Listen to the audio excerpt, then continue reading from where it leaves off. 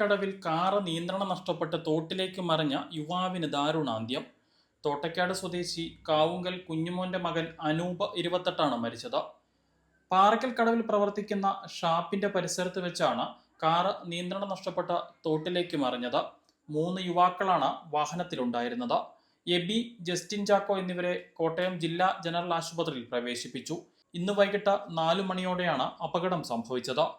കൊല്ലാട് പ്രവർത്തിക്കുന്ന ഷാപ്പ് പരിസരത്തേക്ക് എത്തിയ കാറ് അതിവേഗം നിയന്ത്രണം നഷ്ടപ്പെടുകയും സമീപത്തെ തോട്ടിലേക്ക് മറിയുകയുമായിരുന്നു. ഷാപ്പിനുള്ളിൽ ഉണ്ടായിരുന്നവരും നാട്ടുകാരും ചേർന്ന് നടത്തിയ രക്ഷാപ്രവർത്തനത്തിനൊടുവിൽ 2 പേരെ രക്ഷിക്കാൻ സാധിച്ചു. മൂന്നാമനായ അനൂപിനെ രക്ഷപ്പെടുത്താൻ ശ്രമിച്ചെങ്കിലും സാധിച്ചില്ല. കോട്ടയത്ത് നിന്നെത്തിയ രക്ഷാസേനാ സംഘം വെള്ളത്തിലിറങ്ങിയാണ് ഇയാളെ പുറത്തെടുത്തത്. അപ്പോഴേക്കും മരണം സംഭവിച്ചിരുന്നു. മൃതദേഹം കോട്ടയം ജില്ലാ ജനറൽ ആശുപത്രി മോർച്ചറിയിലേക്ക് മാറ്റി.